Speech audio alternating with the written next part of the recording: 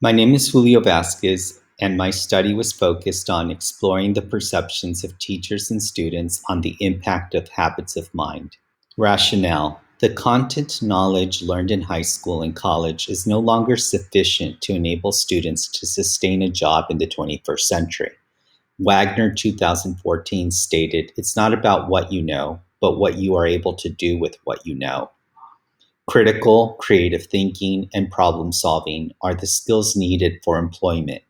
But in order for students to access those skills, students need to learn to develop dispositions such as the habits of mind framework.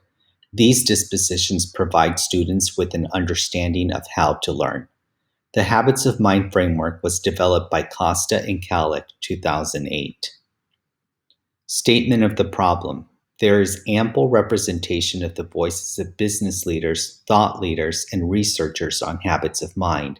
However, the literature lacks student and teacher voice. Burgess, 2012, and Huntley and Donovan, 2010.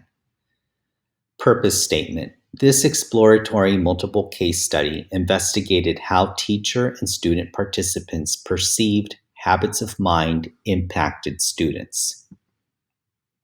The benefits of this study have provided an avenue for student and teacher voice on the topic of habits of mind, and have also increased student and teacher awareness on how to use habits of mind for critical, creative thinking, problem solving, and instruction.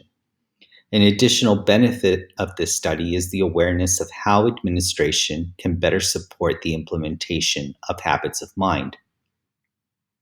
This study's findings further emphasize the importance of assessing the habits of mind to ascertain the level of correlation between students' ability to display habits of mind and students' achievement in authentic performance assessments, as Philip's presentation will describe. Finally, the study's findings and recommendations for further research are opportunities for teachers to take an active role in action research to better understand the impact of habits of mind. Priscilla and Damien's presentation will demonstrate how they have empowered their teachers as action researchers. The research question for this study was, how do teacher participants and student participants perceive habits of mind impact students? The theoretical framework for this study was grounded by the work of Piaget, Dewey, Vygotsky, Zimmerman, Dweck, Bishop et al., and Carson and Langer. Review of the literature: Alton et al., Burgess, Alhamblin et al., and Lucas provided studies that supported the innate value of habits of mind. Muscat, Gardner et al., Chung and Hugh, Hugh and Chung, Huntley and Donovan, and Huang et al. Offered studies which supported habits of mind as a vehicle for teaching and learning. Finally, Wall and Hall's study and Alton and Lane's study provided insights behind solutions to improve the implementation of habits of mind. The research design of this study is a qualitative exploratory study. I explore the perception of student and teacher participants on the impact of habits of mind following Miriam's research design. The study was constructed on a review of the literature, a research problem, research questions, and purposive sampling on the phenomenon of habits of mind, and teacher and student participants' perceptions of its impact on students. The case was bounded by the phenomenon of habits of mind. The cases are the 8 teacher participants who teach high school juniors and 8 student participants in the junior class. Description of the setting and rationale for this setting. This research was conducted in a rural suburban school district in the Northeastern United States, north of New York City.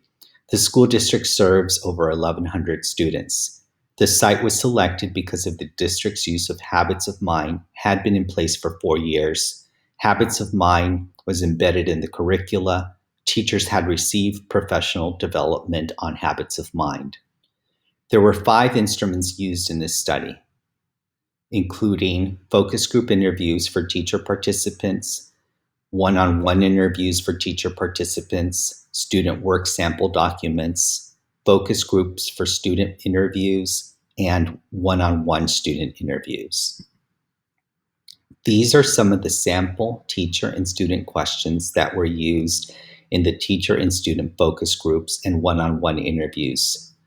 Teacher participants were asked what dispositions they felt students needed to have in order to be successful.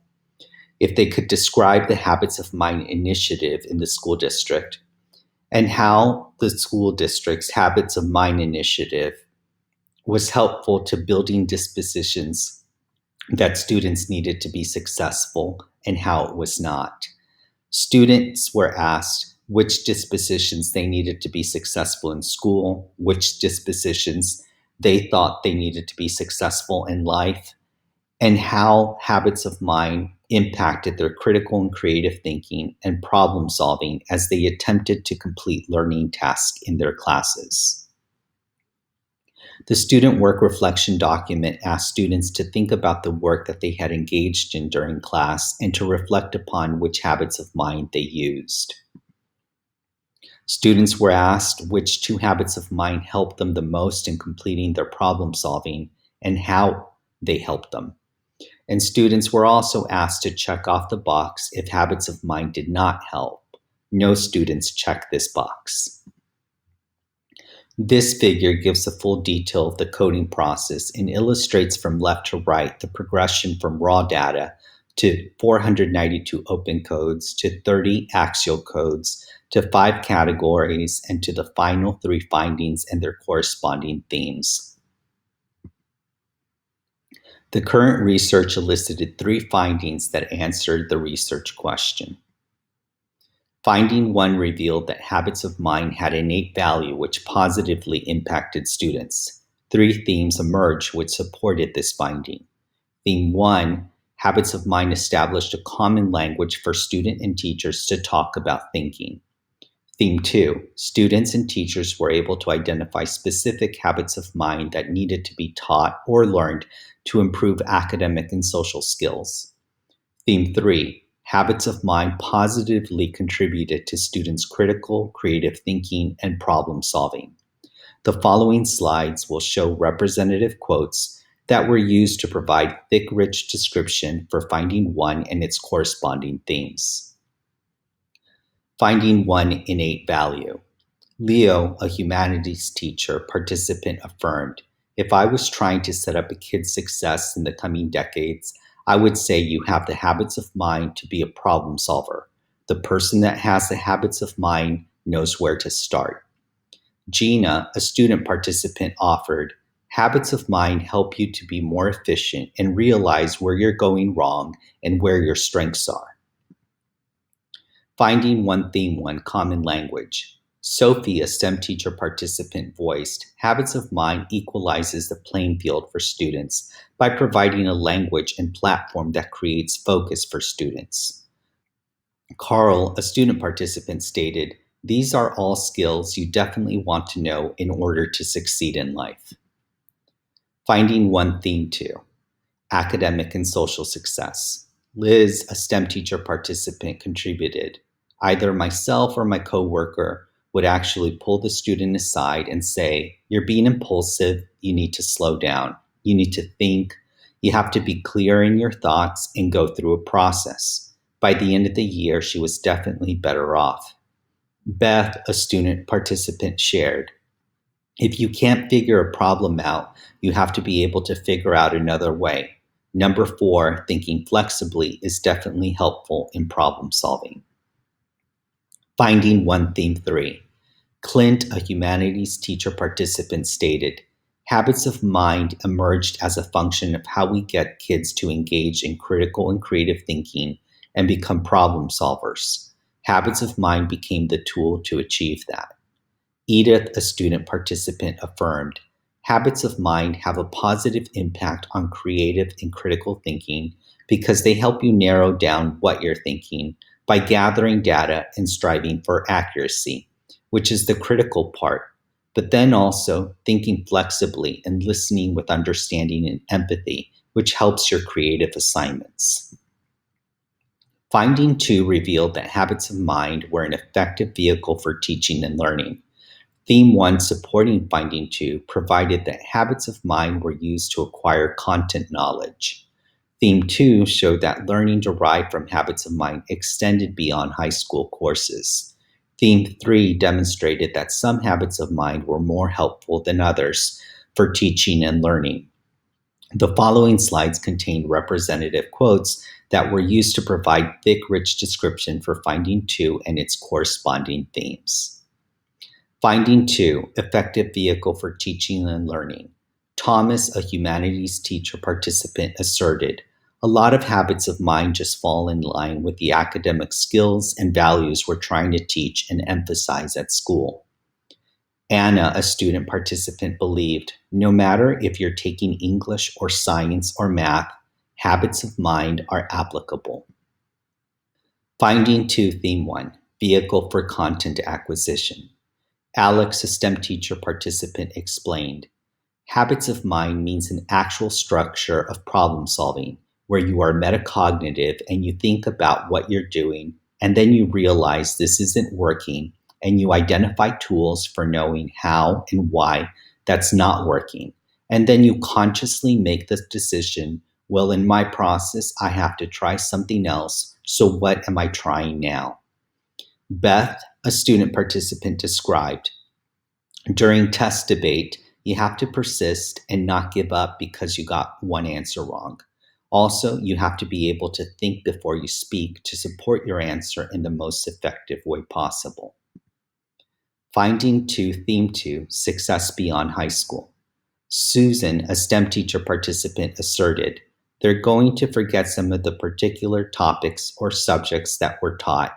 Habits of mind will go with them, whatever it is that they do, and that's really the greater good that happens in education." D, a student participant, understood, "Thinking flexibly will help me in the future, to look at things in more than one way to help me be successful. Finding humor is probably better because you want to be able to laugh at yourself." Finding 2, Theme 3, varying helpfulness. Susan, a STEM teacher participant, explained, "A lot of times we talk about the metacognitive piece, where it's step back and look at the problem.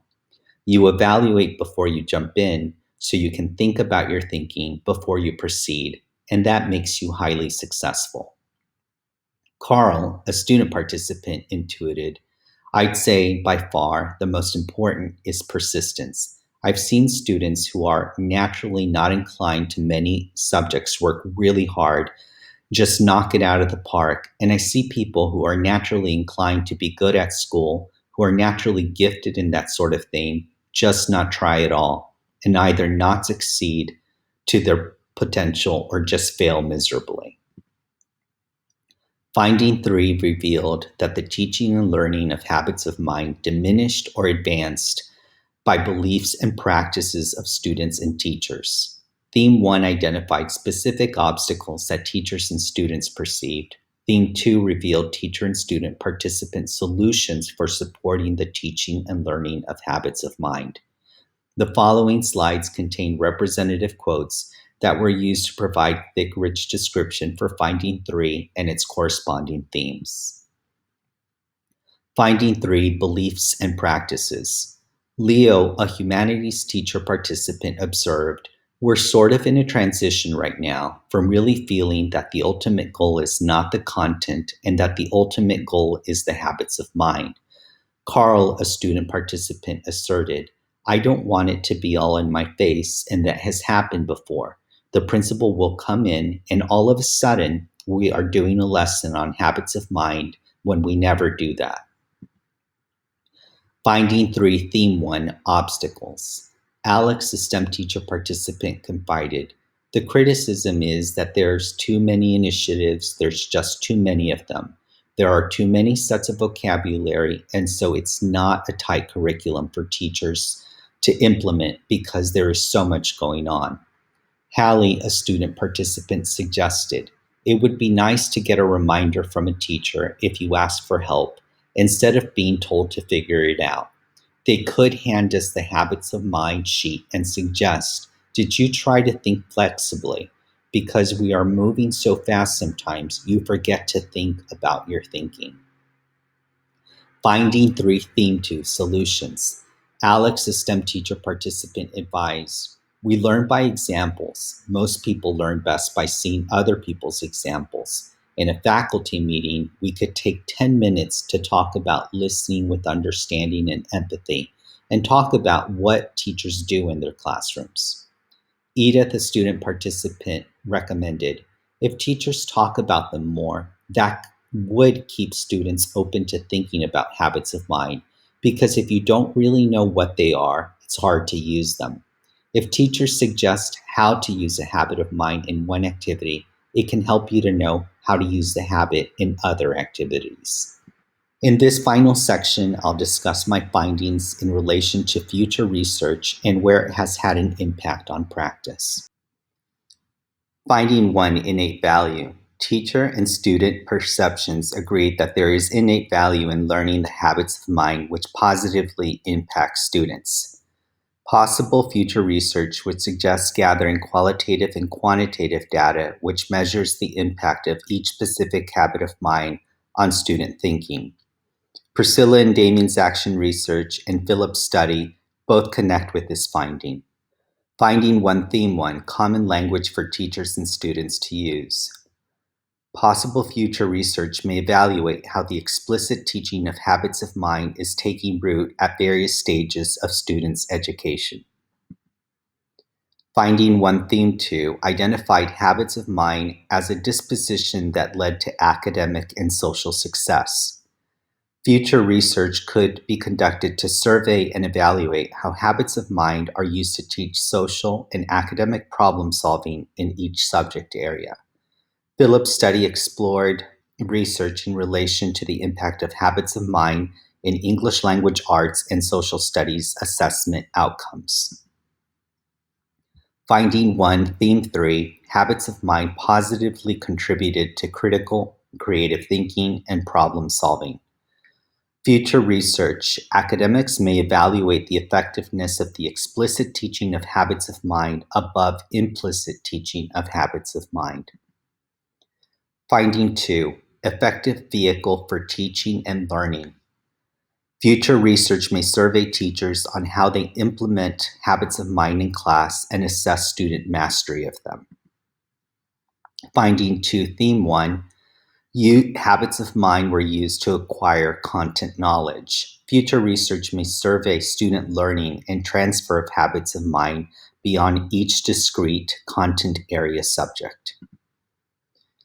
Finding 2, Theme 2, habits of mind impacted success beyond high school. Future research may evaluate how habits of mind, and specifically metacognition, are developed in students to proficiency. Finding 2, Theme 3, identified specific habits of mind as providing varying helpfulness. Future research can survey teachers on how they teach, assess, and use metacognition, as well as evaluate students on their own use of metacognition. In order to teach metacognition well, it's important that practitioners also practice it. This summer, a group of teachers in our district worked alongside our consultants in order to develop more reflective practices in the teaching of habits of mind. Finding 3, beliefs and practices of the organization advance or diminish the impact of habits of mind. Future research may consider surveying teachers on the professional development they have received related to the teaching of thinking through habits of mind. Finding 3, Theme 1, identified obstacles for teaching habits of mind. Future research may evaluate how professional development can impact teacher use of habits of mind, as well as deepen the knowledge base of administrators' practices. Finding 3, Theme 2, identified solutions for supporting the teaching and learning of habits of mind. Future research may consider surveying teachers and administrators on how they are learning and using habits of mind, and surveying administrators on how they use organizational resources and leadership practices to advance habits of mind for all. This concludes my presentation, and at this time, my colleague Philip will share his research study. Thank you.